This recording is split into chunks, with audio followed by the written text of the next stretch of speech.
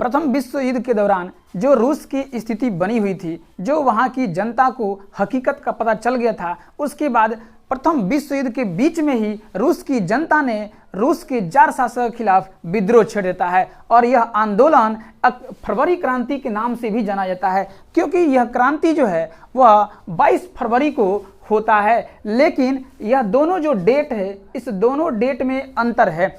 यह 7 मार्च जो है वह ग्रेगोरियन कैलेंडर के अनुसार होता है, ग्रेगोरियन कैलेंडर के अनुसार, जो कि पूरे ये विश्व मानता है। ग्रेगोरियन कैलेंडर के अनुसार जो है यह 7 मार्च को होता है, लेकिन जूलियन कैलेंडर के अनुसार यह घटना 22 फरवरी को होती है।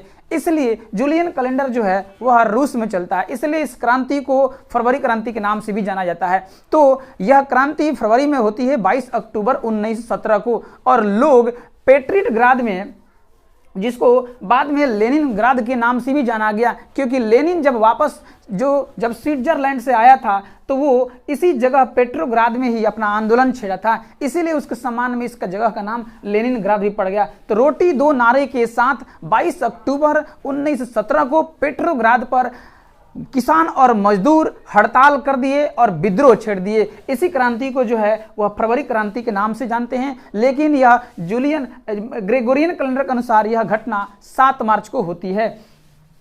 8 मार्च को कपड़ा मिलों की जो महिला होती है वे भी विद्रोह कर देती है और कहती है। बाद में इसी महिलाओं के आंदोलन के सम्मान में संयुक्त राष्ट्र संघ के द्वारा अंतर्राष्ट्रीय महिला दिवस मनाने का भी घोषणा किया जाता है। गोली चलाने के आदेश की जहां तक बात करते हैं, जो पेट्रोग्राद में जो आंदोलन चलती है, इस आंदोलन में जब जार शासक गोली चलाने का आदेश देते हैं तो जार शासक की जो सेना थी वो सेना भी गोली चलाने से मना कर देती है और विद्रोह कर देती है, अर्थात वो अपने राजा के खिलाफ ही विद्रोह कर देती है। यहाँ तक कि जो जार शासक का जो सबसे विश्वस्त जो सैन्य टुकड़ी थी, जिसका नाम आप यहाँ देख सकते हो, थोड़ा सा विदेशी नाम है जो बहुत टेढ़ा नाम है, प्रायोब्रासेस्की रेजिमेंट, यह रेजिमेंट भी अपने सरकार के खिलाफ, अपने जार शासक के खिलाफ विद्रोह छेड़ देती है, जो कि सबसे विश्वस्त सैन्य टुकड़ी थी जार शासक का।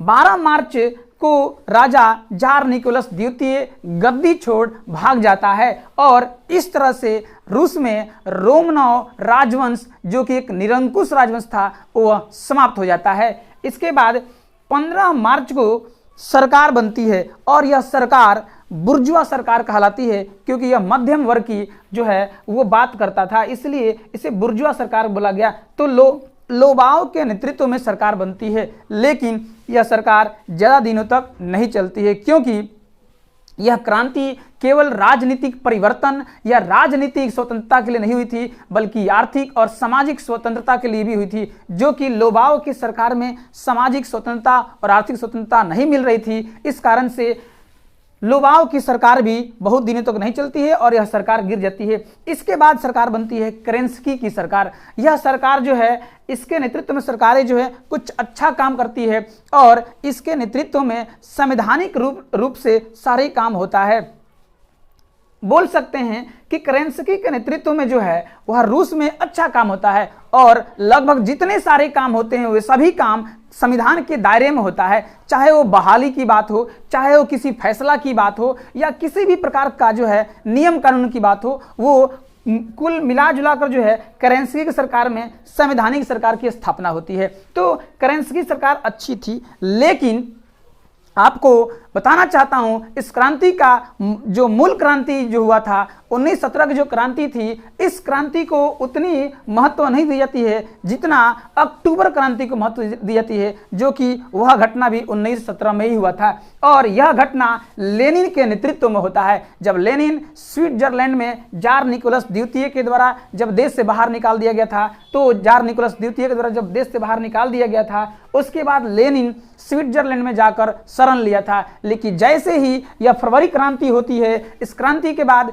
जो राजगद्दी छोड़कर जो जार निकोलस द्वितीय भाग जाता है, उसके बाद लेनिन पुनः वापस जर्मनी की सहायता से रूस में एंट्री करता है। और रूस में जब एंट्री करता है तो वह रूस के पेट्रोग्राद शहर में सबसे पहले आता है और वहीं पर यह अपना एक उद्घोषणा करता है और बोलता है कि रूसी क्रांति अभी पूर्ण नहीं हुआ है, मतलब कि केवल राजा को भगाना और राजा को भगाना और एक सरकार का स्थापना करना ही इस आंदोलन का, इस क्रांति का मांग नहीं था, बल्कि यह क्रांति अभी अधूरी है और यह क्रांति होनी चाहिए। और पेट्रोग्राद में ही लेनिन ने 3 नारा दिया, भूमि, शांति और रोटी। तो इन 3 नारों के साथ लेनिन फिर से केरेंस्की सरकार को हटाने के लिए, केरेंस्की सरकार को रिप्लेस करने के लिए, इसको विस्थापित करने के लिए फिर से जो है वो पेट्रोग्राद पर हमला कर देती है।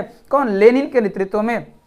लेनिन को जनता के साथ साथ सेना का भी समर्थन प्राप्त होता है और लेनिन एक तरह से बोल सकते हैं कि सैन्य बल का प्रयोग करके जो केरेंस्की सरकार को गिराने का काम करता है। और यह 7 नवंबर को घटना होती है पेट्रोग्राद में, जहां पर सभी सरकारी भवन जैसे कि बैंक, रेलवे स्टेशन, सड़क या फिर सरकारी जो भवन थे उन सभी पर, डाकघर, सभी भवनों पर जो है लेनिन के नेतृत्व में कब्जा कर लेता है। और ये 7 नवंबर जो है ग्रेगोरियन कैलेंडर के अनुसार होता है, जबकि जूलियन कैलेंडर के अनुसार यह घटना 25 अक्टूबर को होती है। इस तरह से केरेंस्की सरकार का जो है अंत हो जाता है और लेनिन के नेतृत्व में रूस में सरकार का गठन होता है और उसका जो यह शासक एक तरह से बोल सकते हैं कि बहुत ही परिवर्तन लाने का काम करता है रूस में। यदि आज का सेशन आपको अच्छा लगा हो तो वीडियो को लाइक करना ना भूलें और चैनल को सब्सक्राइब करना भी ना भूलें। इसके अलावा